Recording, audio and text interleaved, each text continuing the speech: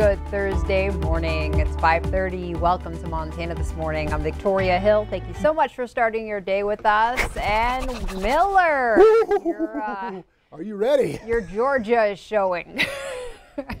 Sorry? No, you're fine.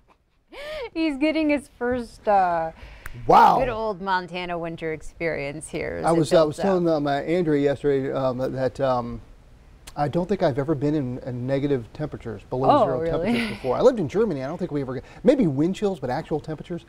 Wow. Yeah, weird things start to happen.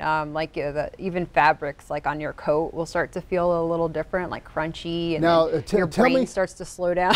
Tell me the truth. Our wonderful director Rob says my nose hairs will start to freeze up. Yep. Was he messing with me? Nope, true story. Oh, you'll have goodness. little icicle nose hairs. If I could only get any uglier, we're going to see that this weekend, I guess. Wow, that is so crazy. Be sure to take a picture. It's going to be all over the morning show on Monday morning. All right, well, let's take a quick look at, we do have some light flurries that have occurred already here in downtown Billings. You can see a little bit of a light dusting. Be careful with the roads. They'll be slick as we head in this morning. And we see maybe a little bit of patchy fog in there. This, by the way, is courtesy of Stockman Banks weather cam. 22 degrees in Billings, feels like 11. Winds out of the southwest at 10 miles an hour. And those winds could get a gust over about 35 today, later this afternoon and this evening here in Yellowstone County. Along Livingston to Big Timber I-90, also up 191 to Harlowton. We could see gusts over 50 miles an hour this afternoon through this evening as well. Temperatures across the board, we've got 5 in Jordan. Down in Butte, we're sitting at 16, the state capital at 31, and we've got teens down in northern Wyoming. You can see that slug of moisture just to the east of Billings. We've already seen some of that snow here, and it's just kind of sitting there, and it's actually producing some snow down in northern Wyoming. In fact, my friend Teresa in Lavelle says they've got about an inch already this morning, and you're going to see more this weekend. Teresa, get ready. But today, not so much. We should stay dry. Highs trying to get up to about 40. It's going to be windy today, and then the bottom starts to fall out as we get into the weekend. I'll show you those temperatures and how crazy it's about to get coming up here in just a bit. All right, sounds like a plan. You know, my strategy, stay home. That's a good idea. Strategy. I'm going to come over to your home too. Yeah. And I have a fireplace too. Oh man, I could use that. Oh gosh, can we take it outside too? I know. Oh, that's what the fire pit's for. All right. All right, Miller. I'll get to news. Thanks. Okay.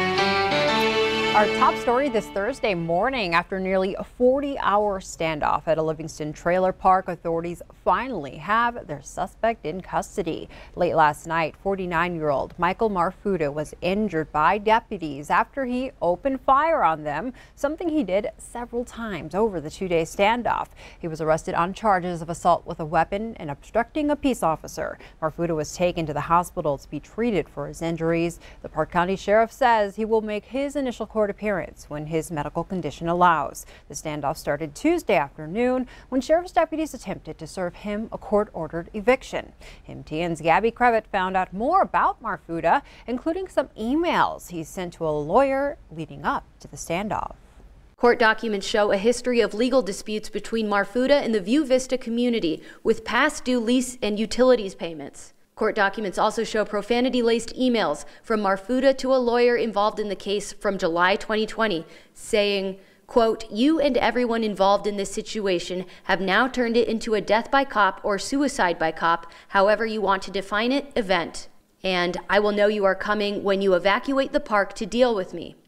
And finally, quote, "I will make you kill me." The property manager with View Vista Community said this about Marfuda in an interview earlier on Wednesday. He has been a tenant there for several years.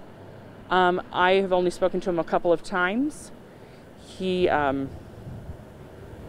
a very lengthy, difficult situation to explain, but. Okay. Reporting in Livingston, Gabby Crevitt, MTN News. Now continuing our coverage, as the Billings community mourns the death of a local teen, we're learning safety upgrades are coming to the intersection where she lost her life.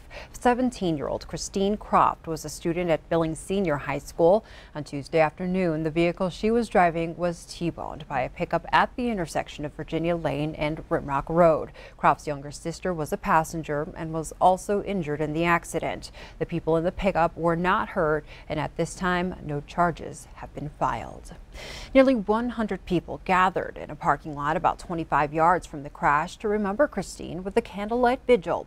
It was organized by a teacher at her church who said he was blown away by the turnout. Senior high students and friends talked about Christine and stayed in the parking lot well after the vigil was over to comfort each other.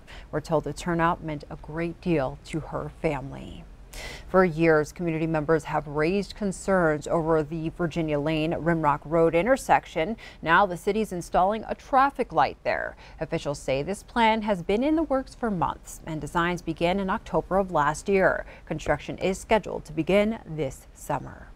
Also making headlines this morning, Wyoming Representative Liz Cheney has survived a vote by House Republicans and will hold on to her leadership position. Cheney was one of a handful of Republicans to cross party lines and vote to impeach President Trump for his alleged role in the Capitol riots. A majority of Republicans did not confront her before the vote, but Montana Representative Matt Rosendale engaged in a fiery conversation with Cheney defending President Trump. After the vote, Cheney said it's time for Republicans to go forward together.